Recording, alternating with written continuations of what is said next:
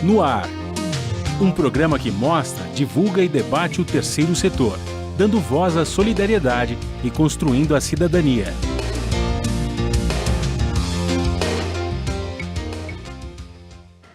Bom dia, eu sou Joel Scala e começa agora o Observatório na Brasil Atual, um programa do Observatório do Terceiro Setor. No programa de hoje vamos falar sobre a inclusão de pessoas com deficiência. De acordo com o censo 2010 do IBGE, mais de 45 milhões de brasileiros possuem algum tipo de deficiência. O número representa quase um quarto da população. Apesar disso, eles ainda enfrentam obstáculos para acessar o mercado de trabalho e o ensino, além do preconceito.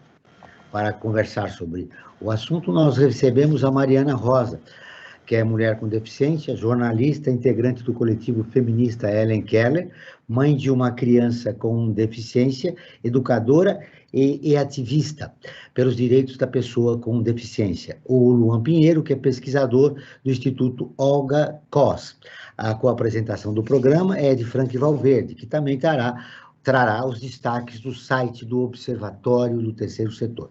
E você vai conferir as notícias do mundo com o Lê da Letra, direto da Rádio ONU, direto de Lisboa. Bom dia, Franklin. Bom dia, Joel. Bom dia, Mariana. Bom dia, Luan. E bom dia a você que está em sintonia aqui no Observatório na Brasil Atual. Vamos lá para o destaque da semana, Franklin. Olha, Joel, aí acho que o destaque é essa queimada que aconteceu, esse incêndio, na verdade, né, que aconteceu... No Parque do Juqueri? Isso, no Parque Estadual do Juqueri, em Franco da Rocha, e, na verdade, eu acho que ele veio assim, é uma tragédia que, de uma certa forma, vem para quê? Para ver se acorda o cidadão e a cidadã aqui de São Paulo, com relação às questões climáticas, né? Agora nós estamos, a gente fala, a Amazônia está lá longe, distante, o Pantanal está lá longe, distante, pegando fogo. Agora não, agora aqui na região da Grande São Paulo aconteceu esse incêndio e nós estamos sentindo as consequências diretamente da fuga, tá? Além da perda dessa área enorme que foi consumida pelo incêndio. Precisamos acordar para a preservação ambiental, ela é fundamental, porque senão o que nós estamos fazendo é um suicídio. No domingo à noite, Frank, parte da cidade de São Paulo estava coberta, né? Sim. Com o resultado da queimada lá do Parque do Juqueri. Mesmo depois, né? Mesmo depois, nos outros dias, nós tivemos também o problema pelos ventos, a fuligem se espalhando pela grande São Paulo, nem só pela cidade de São Paulo. Franco da Rocha está aqui do lado, mas chegou até o ABC, você ter uma ideia da gravidade da situação. Uma loucura, Frank. Agora deixa eu cumprimentar os convidados do programa de hoje, que vão refletir sobre a pessoa com deficiência. Ô, Mariana, bom dia, seja muito bem-vinda ao nosso programa. Bom dia, muito obrigada, é um prazer estar aqui com vocês hoje. Luan, seja muito bem-vindo ao nosso programa. Obrigado, Joel, bom dia, Frank. O da Educação, Milton Ribeiro, afirmou durante entrevista na TV Brasil que alunos com deficiência atrapalham o ensino dos demais estudantes. A fala dialoga com a política do atual governo que, ainda em 2019, desativou a Secretaria de Educação Continuada, Alfabetização, Diversidade e Inclusão, e tentou emplacar o decreto suspenso pelo STF da Política Nacional de Educação Especial, prevendo a adesão de escolas especiais para alunos com deficiência. A atuação da Coalizão Brasileira pela Educação Inclusiva nesse cenário, como é que você vê essa fala do ministro da Educação, Mariana? O ministro, bom, essa é uma fala preconceituosa, né, discriminatória, e na medida em que discrimina a partir de uma característica que é a deficiência, isso é crime no Brasil, inclusive um crime inafiançável, né? Então, começamos por aí. Segundo, que isso tem efeitos muito perversos, porque a inclusão escolar no Brasil é muito recente, ela vem com a LDB de 1996. Só a partir daí é que a gente pode conceber que os estudantes com deficiência puderam começar a acessar a escola comum, né? Então, a inclusão tem uma série de lacunas ainda hoje, né? É óbvio que não é um processo perfeito, mas a gente tem que aprimorar, caminhar. Quando o ministro diz isso, ele, na verdade, é como se ele autorizasse as pessoas que têm dúvidas ou que ainda têm muitos preconceitos, né, que estão se segurando ali porque a lei diz que não pode recusar matrícula, que não pode segregar, elas estão se segurando. Aí o ministro diz uma coisa dessa, pronto, é como se as pessoas se sentissem autorizadas a reverberar essa premissa, esse paradigma da segregação. Isso se traduz na prática com dificuldades que as famílias já estão enfrentando desde o decreto 10.502 de outubro do ano passado, que está suspenso, mas que com ele as escolas já começaram a barganhar a matrícula, a encaminhar para instituições, então a gente já está sentindo os efeitos disso na prática, né? Eu quero te ouvir, Marcelo. Quais as consequências da fala do ministro? Marcelo? Eu, né, Joel, você fala? Bom, é você. Tá certo. Luan, perdão. Desculpe, Luan. Troquei seu nome, Luan. Luan. Bom, a inclusão, né, ela é um fenômeno, assim, complexo, né? Ela é um progresso social que, em termos históricos, a gente está só começando a engatinhar, assim, se a gente for pensar, né, no que tem acontecido nas últimas décadas. Então, é como a Mariana falou, existem, sim, lacunas, né? As quais a gente vem se esforçando para fazer a nossa parte, né? Nós, aqui no caso, o Instituto Olga Cos, uma organização da sociedade civil, a gente, assim como as escolas, temos as nossas dificuldades, mas é justamente através de parcerias que a gente vai conseguindo fazer isso acontecer. Mariana, como a Coalizão Brasileira para a Educação Inclusiva deve agir nesse cenário? Qual é a reação? Quer dizer, qual é a proposta para se contrapor uma fala tão, assim, que provoca um retrocesso, né, na discussão em relação à pessoa deficiente no país? A coalizão vem dialogando com os parlamentares, com as autoridades de uma maneira geral, com os ministros do STF, sobre a educação inclusiva e todos esses desdobramentos, né? Inclusive, hoje e amanhã está acontecendo uma audiência pública no STF para discutir esse decreto 10.502. Eles vão vão ouvir 58 instituições que foram constituídas como amicus curiae, né, como instituições que vão aconselhar o ministro a pensar essa matéria que está lá para ser julgada, porque o decreto, é bom que se diga, né, o decreto está suspenso, mas não revogado. O que a gente quer é que o decreto seja revogado, né? Existe uma diferença. Então, a coalizão está focando todos os esforços nesse momento. Tem várias instituições que compõem a coalizão que estão hoje e amanhã como amicus curiae nessa audiência para que esse decreto seja finalmente, né, revogado. E aí, quando a gente está fazendo isso, a gente está fazendo um enfrentamento a essa fala, obviamente, do ministro. Luan, a fala do ministro potencializa o preconceito que já existe na sociedade em relação à pessoa deficiente. De que maneira contornar isso? Eu acredito que a gente não se encerrar na educação, né, para falar de uma inclusão educacional. Assim. Em outras palavras, a inclusão ela é um fenômeno transversal a diferentes áreas, né? Então, a gente não pode, vamos dizer assim, se apegar à palavra do representante de um determinado segmento, né, para falar sobre inclusão, assim, cada vez mais ele tem que ser algo da cidadania. Vocês estavam comentando sobre o clima, por exemplo, né? Inclusão é uma questão de cidadania, né? E de, portanto, uma série de cuidados que a gente deve ter durante a nossa vida, né? Então, eu acredito que a solução seria justamente tornar isso cada vez mais difundido em diferentes áreas, assim, né? Não só na educação, não só na saúde, né? Durante muito tempo a inclusão foi uma questão de saúde, de reabilitação, mas não só isso, né? É uma questão, antes de mais nada, de direitos humanos e de equidade, né? Olha, Mariana, de acordo com o levantamento da plataforma de dados Big Data, dos 14 milhões e 65 milhões de sites brasileiros ativos em 2020, menos de 1% era acessível para as pessoas com alguma deficiência. Diante desse cenário, desde junho de 2021, o Observatório do Terceiro Setor tem em seu portal de notícias uma ferramenta que converte um texto em áudio, tornando os seus conteúdos mais inclusivos. Qual a importância de se naturalizar a construção dos espaços digitais ou físicos, né, pensando na inclusão? Acho que isso diz respeito ao conceito da deficiência. Quando a gente entende que a deficiência não é um laudo, não é um diagnóstico, não está localizada no indivíduo, né? Quem diz isso não sou eu, a legislação brasileira, é a Convenção Internacional dos Direitos das Pessoas com Deficiência. Desde 2006 que a gente tem o que a gente chama de modelo social da deficiência, que diz exatamente isso.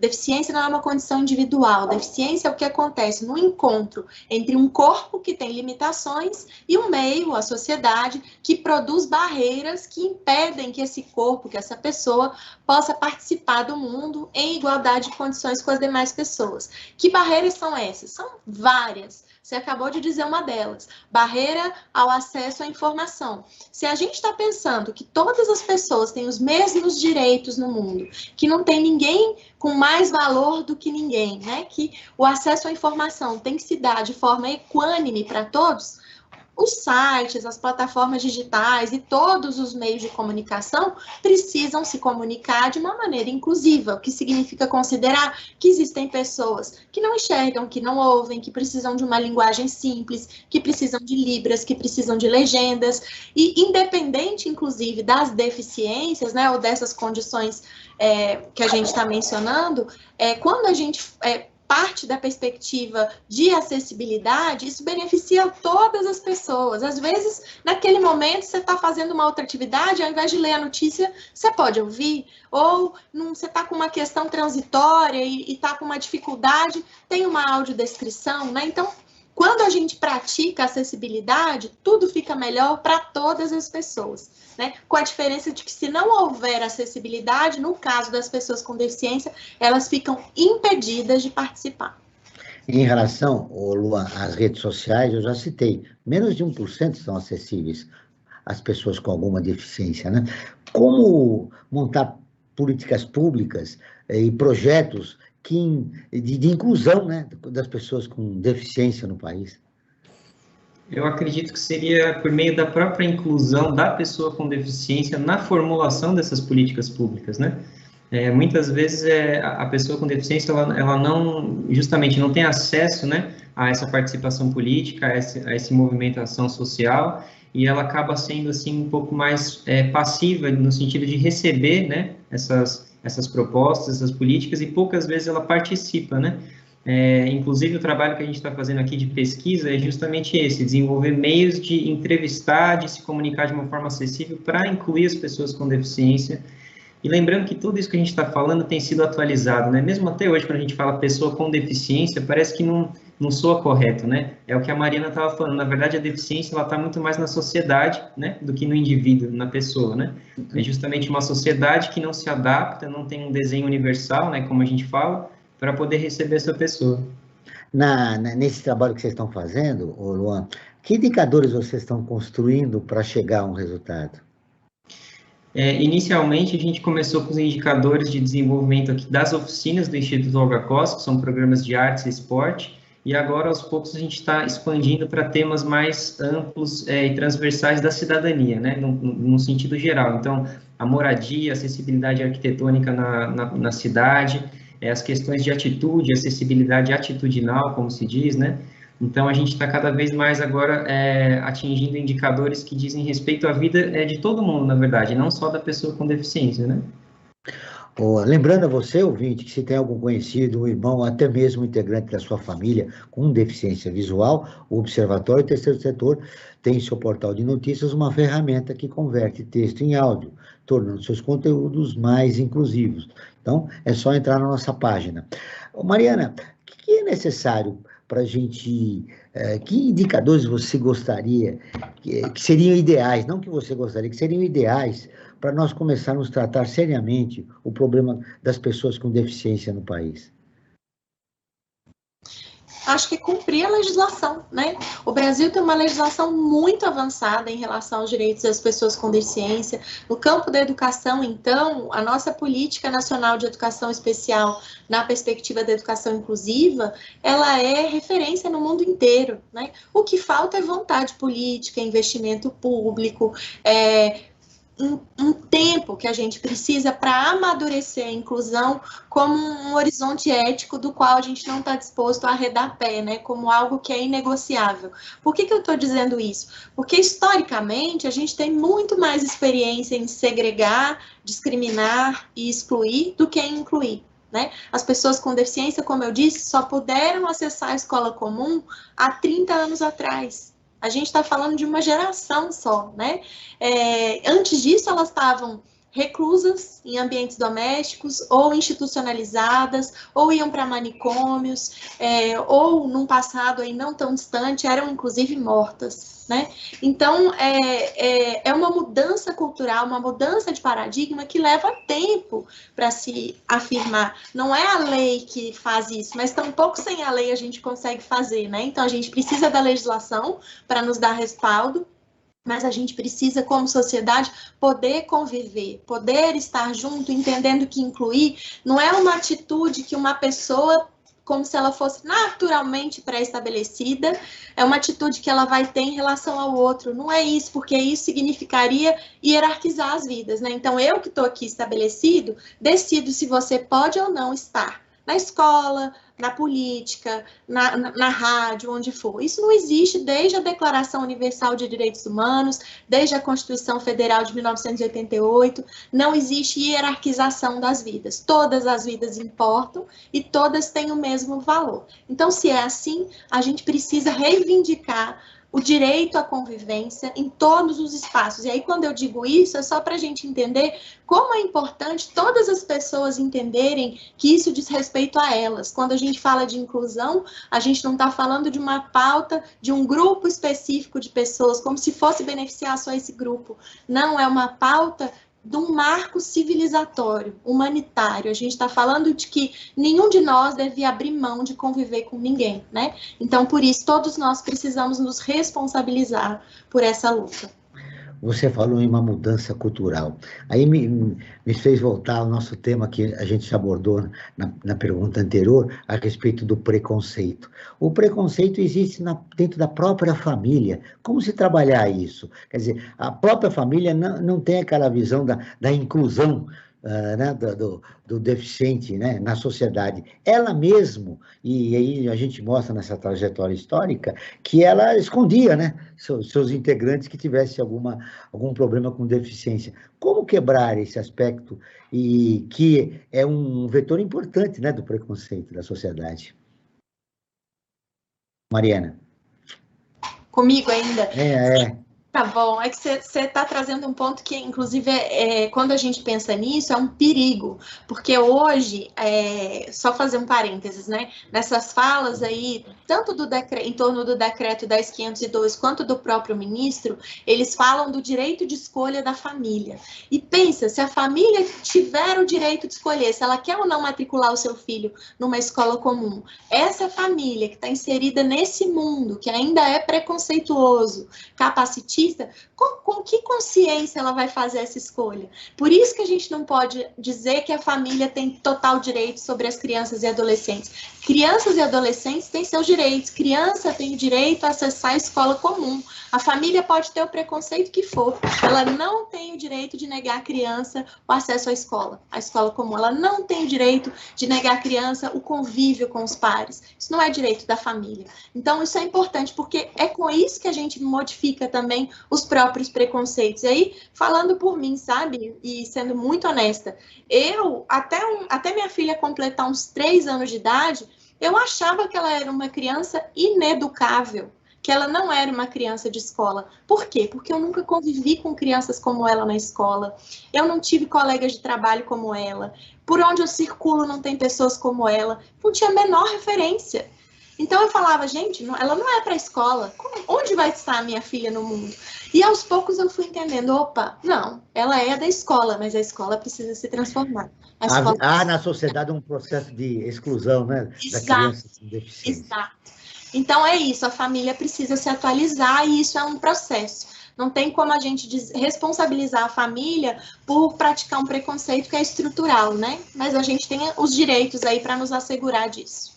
Como que a Olga Costa trabalha nesse aspecto, hein, de sensibilizar a família, hein, já que é no seio da família que surge o principal preconceito, né, contra o deficiente. Sim. Concordo com a Mariana, assim, quando ela diz que essa família ela está inserida num contexto social, né? Então, de fato, ela herda esses valores, né? E, portanto, um pouco desse preconceito também, infelizmente. O que ajuda muito, que a gente percebe aqui, é oferecer oportunidades, né, de aprendizagem onde essa pessoa vai ter êxito, né? Então, às vezes, são atividades em contraturno escolar, atividades culturais, esportivas, artísticas, e aí a família começa a perceber que, dependendo do contexto, dependendo do arranjo educacional, essa pessoa consegue aprender muito bem. Não só aprender, mas até mesmo cooperar para que outras pessoas aprendam. A gente tem professores aqui com síndrome de Down, ensinando karatê, por exemplo, e aí a família vê isso e fala assim, bom, na verdade, a questão realmente é de adaptação, é dela conseguir se encaixar nesse currículo pedagógico das escolas, que às vezes é muito complexo para ela mesmo. E se a gente for parar para pensar, até de um ponto de vista, complexo para todos, ao passo que às vezes não faz sentido dentro da vida da pessoa, né? Então, a gente nota isso, assim, se você oferece oportunidades de êxito, né, para que a família testemunhe isso, aí as coisas vão se transformando, e a gente sabe que é um processo, assim, uma maturação psicológica longa da família, né? Então... Vamos agora ouvir a Rádio ONU, parceira de conteúdo do Observatório do Terceiro Setor, com a reportagem. Unesco faz apelo por segurança dos jornalistas no Afeganistão. A Lei da Letra de Lisboa tem as informações. A diretora-geral da Organização das Nações Unidas para Educação, Ciência e Cultura, Unesco, está fazendo um apelo por liberdade de expressão e pela segurança de jornalistas no Afeganistão. Audrey Azoulay declarou ser crucial para os afegãos o acesso à informação crível e a uma mídia livre e independente. Jornalistas confirmam que foram espancados pelo Talibã, enquanto profissionais da TV Deutsche Welle da Alemanha estão sendo perseguidos e suas famílias atacadas. Segundo agências de notícias, os militantes saíram à procura de um jornalista da rede alemã e, nas buscas, acabaram assassinando o parente do profissional. A diretora da Unesco disse que ninguém pode ter medo de dizer o que pensa neste momento crítico e a segurança de todos os jornalistas, incluindo mulheres, precisa ser garantida. Azoulay ressaltou que a agência continua comprometida em apoiar de todas as formas a liberdade de expressão e o acesso à informação para todos os afegãos. Ela lembrou que nas últimas décadas o setor de mídia profissional no país cresceu e se tornou mais vibrante e diverso. Mas somente neste ano, pelo menos 7 jornalistas foram assassinados. A Unesco destaca que os progressos dos últimos 20 anos não podem ser desfeitos, em especial para as mulheres jornalistas que precisam continuar o seu trabalho crucial. A diretora da agência também fez um apelo à preservação do patrimônio cultural do Afeganistão, um país com um patrimônio rico e diverso, parte integral da história e da identidade. Audrey Azoulay lembrou que qualquer dano ou perda deste patrimônio terá consequências para a paz duradoura do Afeganistão. Ela também pediu a segurança dos artistas e dos profissionais culturais do país. Da ONU News, em Lisboa, Lê da Letra. Continuamos com o Observatório na Brasil Atual, um programa do Observatório do Terceiro Setor. Hoje estamos falando sobre inclusão de pessoas com deficiência, com a jornalista Mariana Rosa e o pesquisador Luan Pinheiro. Agora, o momento ODS com Frank Valverde. Você vai falar hoje do décimo, né, objetivo de desenvolvimento. A 10ª meta, né? Obrigado, Franklin. Que fala da redução das desigualdades. É verdade, Joel. Nós daqui do Observatório na Brasil Atual, a cada programa nós destacamos uma meta dos Objetivos de Desenvolvimento Sustentável, né? Que são objetivos que fazem parte da Agenda 2030 da ONU. E a meta de hoje, que é a meta 10, redução das desigualdades, nós temos como meta para 2030, né? Pretendemos chegar lá em 2030, para isso nós precisamos empoderar e promover a inclusão social, econômica e política de todos e de todas, de forma a reduzir as desigualdades, independentemente da idade, do gênero, da deficiência, da raça, da etnia, nacionalidade, religião e condição econômica ou outra qualquer. Né? É importantíssimo trabalhar para essa redução das desigualdades. E, Joel, queria aproveitar também e falar sobre a nossa enquete, né? A cada programa que nós realizamos aqui na Rádio Brasil Atual, nós realizamos uma enquete que está relacionada diretamente com o tema do programa. E a enquete para o programa de hoje é a seguinte: nós perguntamos, você estuda ou conhece uma pessoa com deficiência na sua escola? E o resultado foi o seguinte: 54% disseram que sim, contra 46% disseram que não. Né? Ou seja, mostra que a de verdade deveria ser 100% das pessoas deviam conhecer, porque se tem um percentual na sociedade de pessoas com deficiência, elas deviam estar na escola normal. Quando você pega que pouco mais da metade só que conhece, alguma coisa está com problema aí na escola. E em função dessa situação, Joel, eu tenho uma questão a fazer tanto para a Mariana como para o Luan, que é a seguinte: eu até gostaria que eles falassem de uma forma bastante didática. O que a sociedade pode fazer para trabalhar para a inclusão do cidadão e da cidadã que tem alguma deficiência? Eu acho que a gente precisa ser bem didático, né? Que a pessoa fala, agora o que você, como cidadão, uma cidadã, você pode fazer para contribuir com que não exista, com que acabe esse preconceito com relação a pessoas com deficiência na nossa sociedade. Podemos começar com a Mariana. Mariana, Sim. Olha, depende. Se você é um comerciante, você pode pensar num espaço que acolha todas as pessoas, um cadeirante, uma pessoa cega, uma pessoa que pode estar com mobilidade reduzida por um período de tempo, pode um autista, enfim, né, lugares com um pouco mais de espaço, etc. Se você é prefeito de uma cidade, né, vamos pensar espaços, calçadas, transportes, que sejam acessíveis para todas as pessoas. Ah, mas eu não sou o prefeito. Como é que você pode entrar nos portais da cidadania da sua cidade e pedir que isso seja feito? Ou denunciar quando isso não é feito? Denunciar o transporte, denunciar a calçada, denunciar as estruturas que estão por aí. Se você é um gestor escolar ou é uma família que está com um filho na escola, olha se o projeto político-pedagógico da escola prevê a educação inclusiva. A gente olha qual é a nota, qual é o número de alunos que passaram lá no Enem, né?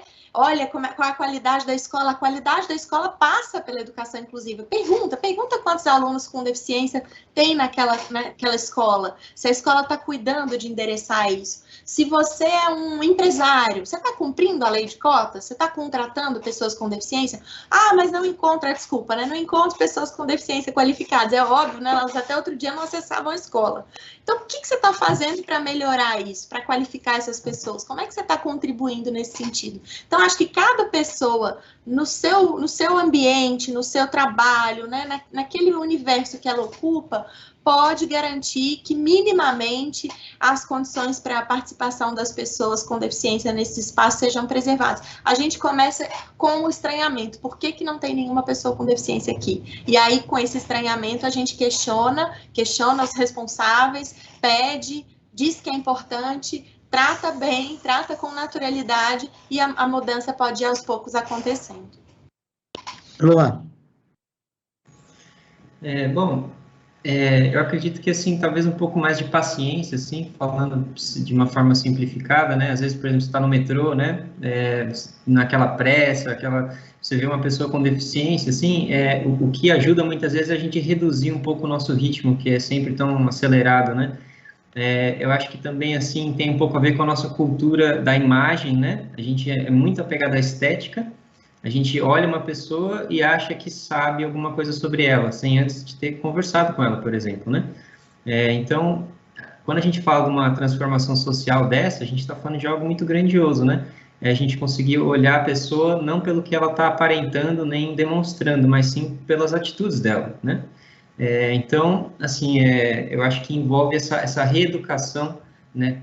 Tanto para a estética quanto para o nosso ritmo, para o nosso tempo de reação das coisas, né?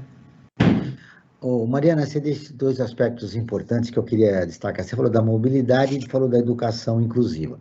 Vamos falar da mobilidade. A gente sabe que no metrô, pelo menos acho que eu conheço, 90% das estações do metrô já tem a possibilidade, né, de os deficientes físicos percorrerem e utilizarem, né, os serviços do metrô. Mas a nossa cidade ainda tem muito a fazer, não? Nossas ruas não são voltadas. Normalmente, até mesmo aqui na minha rua, eu desço, percebo, falo, como é que um deficiente físico poderia transitar aqui com uma cadeira de rodas? Nesse processo de reeducação que você mesmo sugeriu no bloco anterior, nós precisamos nos reinventar para incluir o deficiente físico na sociedade, né? O que vocês pretendem em relação à mobilidade, que é muito ruim ainda na cidade de São Paulo? Nossa, vocês devem ter percebido pelo meu sotaque que eu não sou de São Paulo, eu sou mineira, né? Eu sou de Belo Horizonte. Mas aqui ainda tem o agravante da topografia, né? Tudo aqui é montanha, então é muita subida, muita descida. Ontem mesmo eu estava andando com a minha filha aqui na rua e falando, meu Deus, quanto degrau, e degrau na subida da calçada, é difícil, é muito difícil. Mas é isso, eu acho que tem a ver, às vezes as pessoas viajam para o exterior e falam assim, na Alemanha tem muito mais pessoas com deficiência do que no Brasil. Não tem. É que lá as pessoas podem sair à rua. Elas podem transitar, elas podem pegar um ônibus, elas podem ir no museu, podem ir para a escola, né? Elas podem usufruir. Aqui a gente não consegue fazer isso. E isso diz, de novo, do quanto a deficiência não está no indivíduo, e sim no ambiente, no meio, né? Então, eu acho que a gente tem que reivindicar, de fato, não tem outro caminho, sabe? Tem que reivindicar as políticas públicas para a mobilidade, porque isso prejudica também não só a pessoa com deficiência, prejudica as famílias que estão empurrando um carrinho de bebê, um idoso que está precisando usar um andador, uma pessoa obesa que tem mais dificuldade de locomoção, né? Uma criança, tudo isso, a escola fica a cidade fica inóspita para todo mundo. É como se ela passasse um recado cotidiano assim: você não é bem-vindo. É assim que eu sinto quando eu transito com a minha filha. Vocês não são bem-vindos, essa cidade não foi pensada para vocês. Mas isso não está correto. Então, acho que a gente precisa, de fato, reivindicar as políticas públicas. Em São Paulo, tem um projeto chamado Calçada é Muro. Por quê? Justamente porque não tem os rebaixamentos. Quando as calçadas não tem aqueles rebaixamentos dos dois lados para fazer atravessar a rua, o pessoal começou a fazer grafites na calçada, no meio fio assim, e escrito: sem rampa, a calçada para mim é muro. Se vocês depois pesquisarem, vocês vão ver grafites belíssimos denunciando a falta de acessibilidade na cidade de São Paulo. Acho que é uma iniciativa interessante porque ela também é educativa, né? Na medida em que ela coloca sob holofote uma situação que é a falta de acessibilidade e que não passa só por ir lá e reclamar na prefeitura, né? Uma denúncia que está sendo feita ali com uma intervenção direta na cidade. Acho que é por aí, sabe? Essa lembrança é muito importante, porque a cidade é formada por todos os cidadãos, tá? Aqueles que têm deficiência e aqueles que não têm. Tem que se contemplar todos. E como contemplar todos, Luan, se nossa cidade não foi construída para o deficiente? Olha, eu acredito que a solução está na tecnologia, assim, né? Hoje em dia a gente tem aplicativos, né? A gente tem o celular aí, que é coisa que a gente pode se comunicar, assim, mas isso ainda não foi utilizado, acredito, para efetivar essa democracia, porque a gente está falando disso, né? De convidar as pessoas para participar daquilo que diz respeito a elas, né? Então, você vê, você tem iniciativas, assim, tem organizações, a pessoa pode ir lá e fazer um grafite no muro, a gente pode se articular, a gente pode reivindicar. Mas e essa tecnologia aqui tão incrível que a gente está usando aqui hoje, no Skype, por exemplo, cadê isso, né? Para ser utilizado para mobilizar as pessoas. Então, sei lá, de repente um aplicativo que possa justamente reunir essas opiniões, fazer uma análise de conteúdo, é um pouco isso que a gente está trabalhando aqui no Algacos, inclusive. Eu quero fazer um convite a você que está nos ouvindo. Você quer ficar informado sobre projetos, causas sociais e direitos humanos? Siga o Observatório do Terceiro Setor nas redes sociais e acompanhe informações do Brasil e do mundo. No Instagram é @Observatório Terceiro, no Facebook é facebook.com/Observatório Terceiro. Nossos programas de rádio também estão disponíveis no canal do Observatório no YouTube. Lá também você encontra entrevistas e quadros de como você sabia e como você conhece. E você conhece? Que mostram aspectos ignorados da história e refletem sobre a sociedade brasileira. No canal você pode também assistir as lives realizadas pelo Observatório toda quinta-feira, às 17 horas. Basta buscar por Observatório 3 em numeral setor. Repetindo, Observatório 3 em numeral setor. 2021 marca o aniversário de 30 anos da lei federal que instituiu cotas de 2% a 5% para pessoas com deficiência no quadro de empresas. Contudo, a lei ainda tem gargalos. Uma pesquisa da Secretaria dos Direitos da Pessoa com Deficiência do Estado de São Paulo, por exemplo, mostrou que 15% dos 8 mil entrevistados nunca entraram no mercado de trabalho e 65% que ingressaram tiveram dificuldades. Bom, eu queria ouvir com os nossos dois convidados o legado dessa lei, o que precisa ser melhorado. Mas eu acho que vocês citaram, a Mariana já falou do caminho, né? Como os empresários, né? As pessoas responsáveis pelos recursos humanos das empresas, dizem, olha, eles não estão qualificados. Muito bem, mas para cumprir a lei, você precisa capacitar, né, o deficiente físico para que ele não tenha oportunidade, né? Então, fica uma lei um pouco, uma justificativa muito rasa, né? Dizendo, olha, eles não estão qualificados, por isso que nós não cumprimos a legislação. Mas eu queria ouvir você, Mariana. É importante a gente considerar que menos de 1% da população com deficiência acessa o ensino superior, né? Por quê? Porque ela vai ficando pelo caminho. A gente tem tantos problemas, né? Muitas dificuldades ainda que são enfrentadas. Ela vai ficando pelo caminho. Não tem nada a ver com a capacidade da pessoa, tem a ver com as condições que lhe são oferecidas. Isso vem mudando ao longo do tempo, né? Agora, os dados do Censo Escolar de 2020 deram conta de que a gente tem 86% das crianças e jovens com deficiência matriculados na escola comum. Isso, daqui a pouco, significa que elas vão ter mais condição de acessar a universidade. Com mais pessoas com deficiência acessando a universidade, mais conhecimento vai ser produzido a partir da perspectiva de alguém que tem deficiência e mais condição de acessar o mercado de trabalho. Então, eu fico pensando no círculo virtuoso que tem a educação inclusiva, né? Quanto mais gente puder acessar a escola, e não é só acessar, é acessar, participar, aprender, permanecer, né? E com isso acessar o ensino superior. Semana passada eu estava assistindo a defesa de dissertação de mestrado de uma grande amiga que tem deficiência e pensando no valor que tem ela ter feito a defesa dela. Ela estava justamente fazendo uma análise das redes sociais e da visibilidade que as pessoas com deficiência conseguem ter nas redes. E isso dito por alguém que tem deficiência. A gente não tem quase essas análises, né? A maior parte dos estudos sobre pessoas com deficiência são feitos por pessoas que não têm deficiência.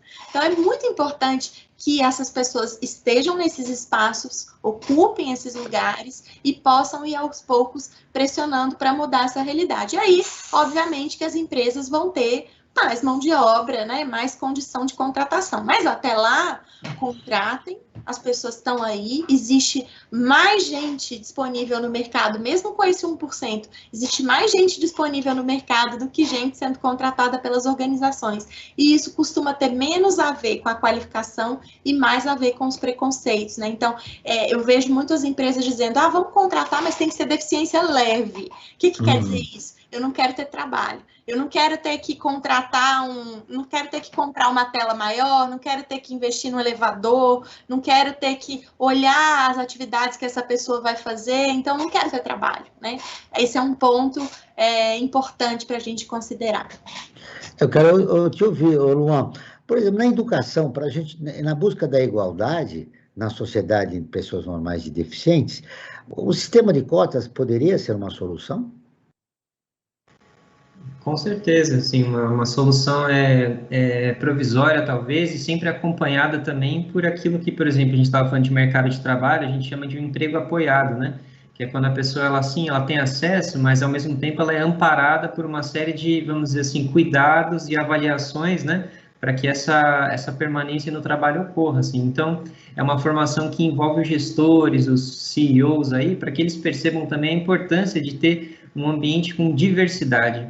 Isso é extremamente saudável para as instituições, né? Um clima organizacional que se arranja de acordo com a diversidade de pessoas que tem nele, é uma coisa que é boa para todo mundo. Você tem vários estudos que mostram isso, né? Quanto mais diversidade você tem em todos os aspectos, né, numa instituição, mais ela tende a se desenvolver.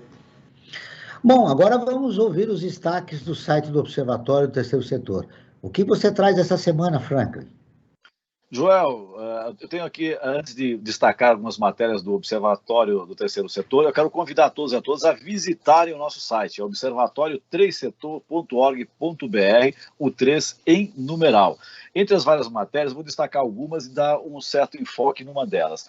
Eu quero destacar, Bengala ajuda na autonomia de pessoas com deficiência visual. Essa é uma matéria que foi feita mostrando o quanto que a Bengala ajuda as pessoas a se locomoverem, as pessoas que têm deficiência visual. Outra matéria é conheça projetos sociais de 15 causas diferentes. Então, é uma matéria também que tem bastante acesso no nosso portal. Outra matéria que também eu recomendo é a Lei da Maria da Penha, completa 15 anos. Eu acho que é importante, a Lei da Maria da Penha veio para ficar, é uma lei muito importante e recomendo que as pessoas leiam essa matéria. E o destaque especial que eu quero dar é a matéria que foi escrita pela Mariana Lima, né? Que é fotógrafo com baixa visão, fará cobertura das Paralimpíadas de Tóquio. Isso é importantíssimo, porque isso é uma matéria inclusiva, mostra que a inclusão está chegando, né, em todas as áreas. E essa matéria relata o quê? Que o João Maia, que perdeu a visão aos 28 anos, devido a uma uveiite bilateral, doença que em muito se assemelha à conjuntivite, mas que, a não ser tratada corretamente, pode prejudicar a visão de forma permanente. Foi o que aconteceu com o João Maia.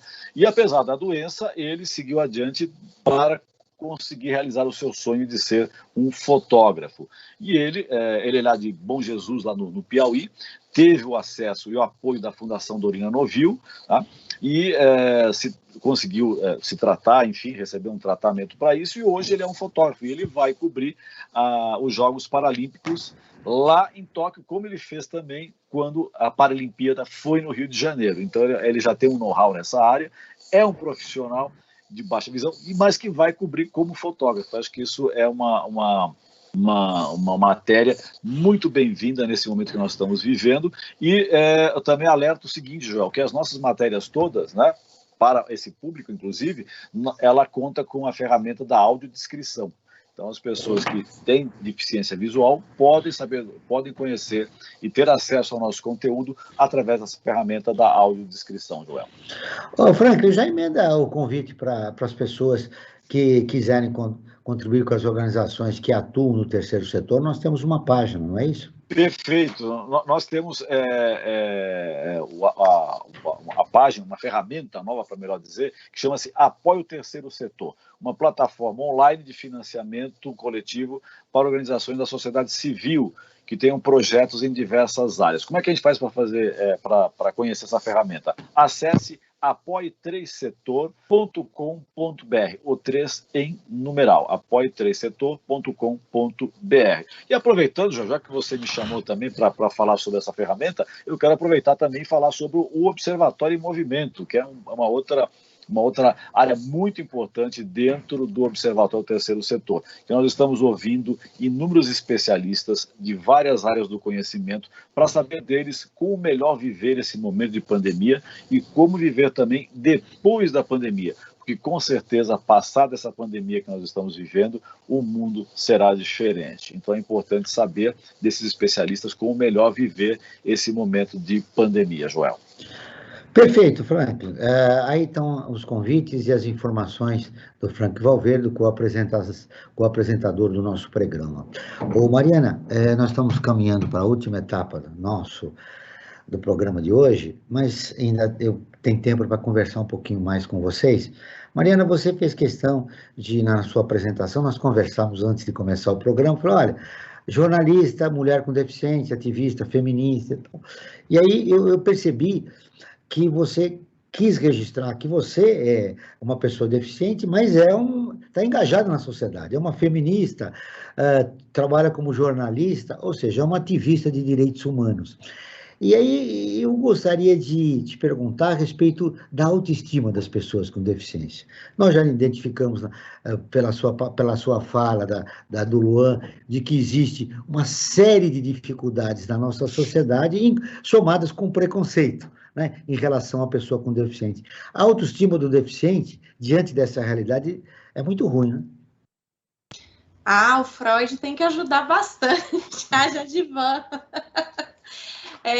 Olha, assim, eu acho muito importante destacar, a minha deficiência é recente, eu tenho baixa visão, né? Eu adquiri a baixa visão há 3 anos, há 10 anos atrás eu perdi a visão do olho direito, e há 3 anos a visão do olho esquerdo reduziu bastante também, alguns problemas na minha retina. E como é que a gente se mantém firmes, conscientes do nosso valor, né, e muito confiantes mesmo?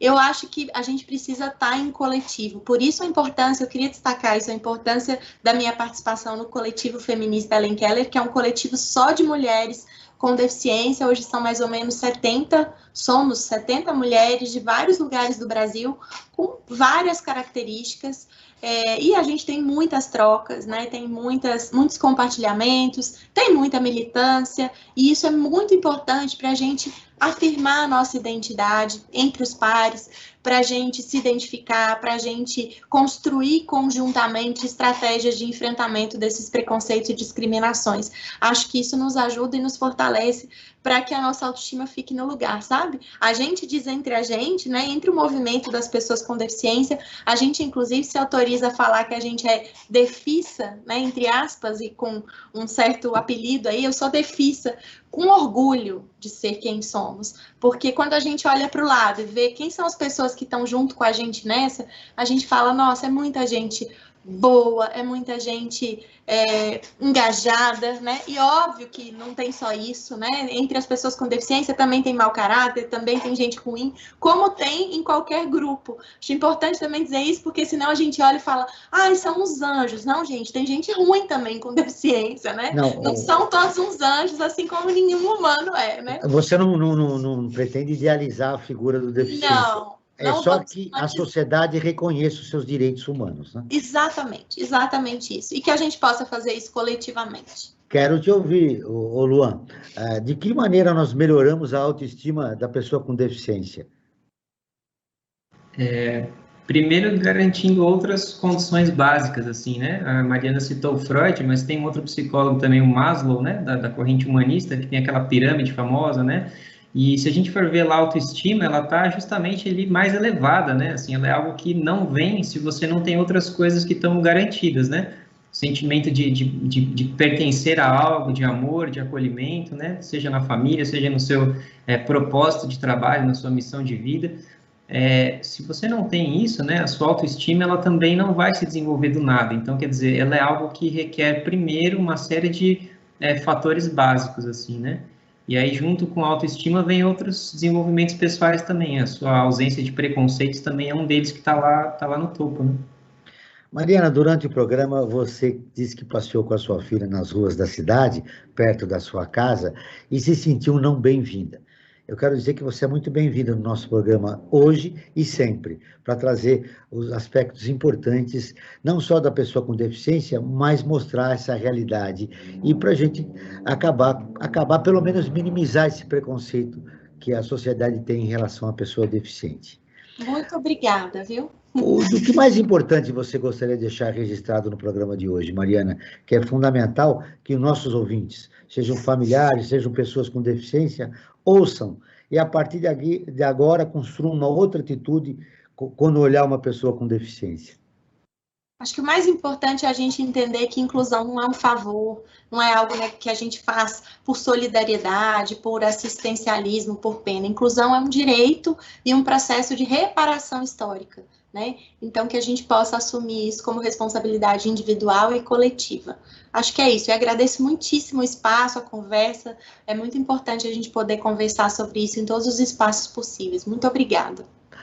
Luan, o que você gostaria de deixar registrado no final do nosso programa, que é importante para que a gente construa um novo momento na relação com o deficiente, da relação do deficiente com a nossa sociedade? Que atitude nós precisamos ter a partir de agora?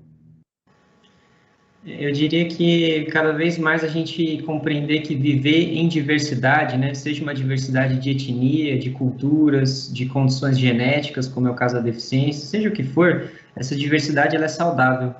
Então, que cada vez mais a gente perceba isso e possa valorizar as diferenças, né, e não só conviver com elas, mas buscar essa convivência, né, procurar isso. Então, também agradeço muito, gostei muito, Joel, Franklin, Mariana, muito obrigado. Não, nós não terminamos o programa ainda, não, Luan. Eu estou fazendo as perguntas finais, mas ainda já vai continuar, nós vamos continuar um pouquinho mais. Agora nós vamos ir, assim, agora nós começamos a última fase do programa com os destaques finais do Franklin Valverde. Franklin. Vou dar aqui, João, a minha manchete síntese dos programas, como eu costumo fazer. Uma sociedade verdadeiramente democrática é aquela que consegue incluir a todos e a todas. É o que eu destaquei deste programa de hoje, tão bem conduzido por você e com a Mariana e o Luan, dando umas contribuições importantíssimas para o tema da inclusão da pessoa com deficiência. Ô Luan, do que você gostaria de deixar destacado em relação aos projetos que o Olga Cos realiza em prol da pessoa com deficiência?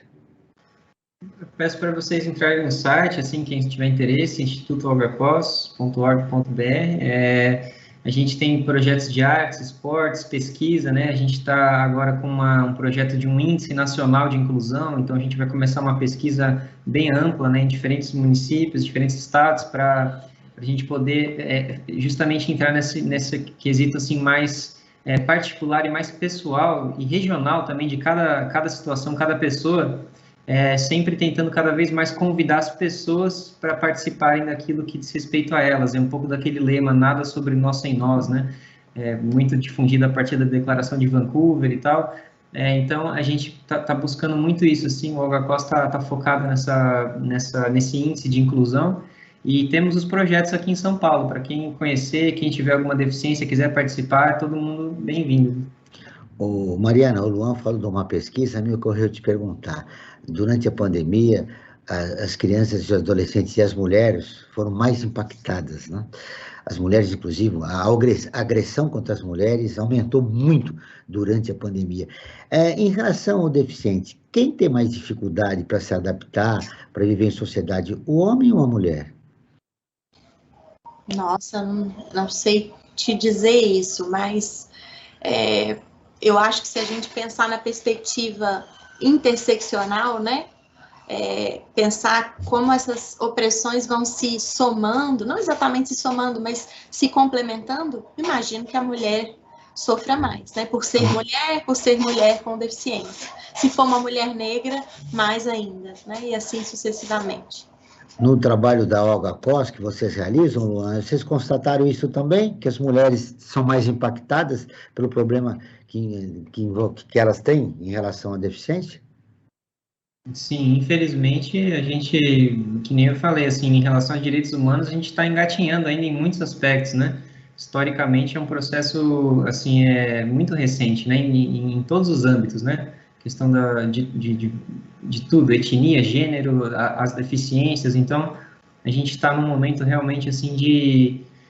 acho que olhar para trás, reconhecer essa história, né? Entender como as coisas chegaram até aqui, como elas são hoje, mas também já começar a mudar, né? Já traçar novas metas. Vocês comentaram aí da ODS, eu acho super importante a gente ter em mente isso.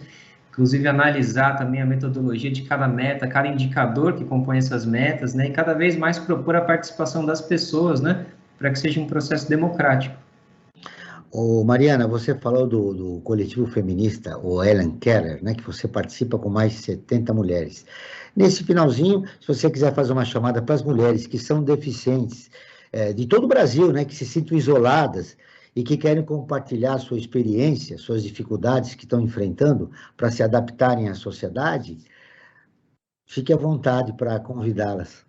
Sim, existem vários coletivos de pessoas com deficiência em vários estados do Brasil, em Brasília, no Rio de Janeiro, no Sul, né? Tem vários, tem coletivos só de pessoas autistas também, que é a Abraça, que vale muito a pena conhecer quem tem autismo ou está no espectro autista, e também o coletivo feminista Ellen Keller. As informações estão todas aí no site, na internet, nas redes sociais. Se der a busca coletivo feminista Ellen Keller, vão encontrar como se inscrever para integrar o grupo. Acho que é uma experiência muito importante, para além da militância, uma experiência positiva estar com outras mulheres com deficiência. Atualmente só no virtual, né, a gente não consegue mesmo se encontrar, mas mesmo assim é uma rede de apoio importante. Por que é importante eu, como cidadão comum, Luan, participar desse grande projeto que envolva a inclusão das pessoas com deficiência na sociedade? Justamente que nem a Mariana falou, porque é um processo que não é só das pessoas com deficiência, né? É um processo para todo mundo, assim, que beneficiaria todo mundo. Você tem uma sociedade mais inclusiva, mais acessível, né? Isso é bom para todo mundo, né? A gente está acompanhando agora, dia a dia, isso que está acontecendo lá no Afeganistão. A gente vê a importância de ter uma unidade global mesmo, e cada vez ver menos fronteiras, né? E mais unidade entre os povos, entre as pessoas, né? Para que a gente possa, de fato, alcançar, assim, né?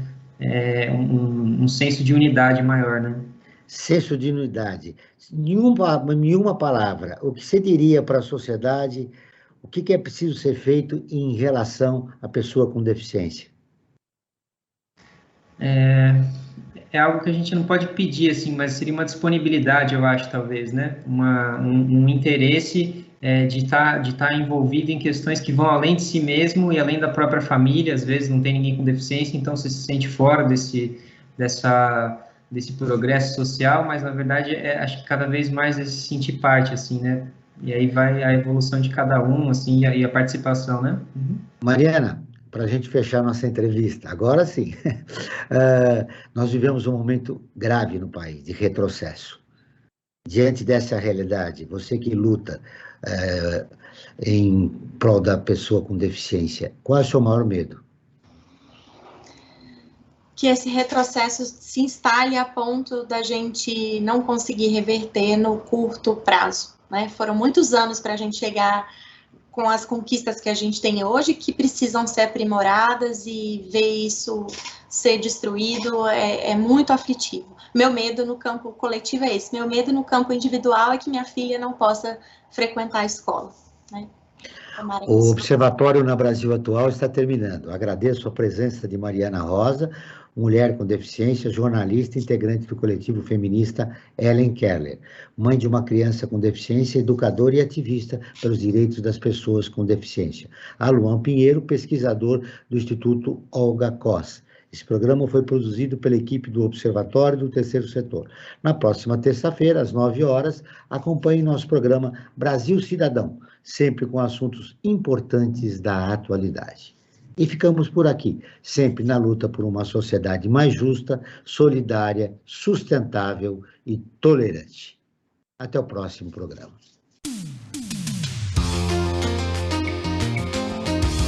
Você ouviu na Brasil Atual mais uma edição do Observatório do Terceiro Setor, sempre na luta por uma sociedade mais justa, solidária, sustentável e tolerante. Observatório do Terceiro Setor, o olhar da cidadania.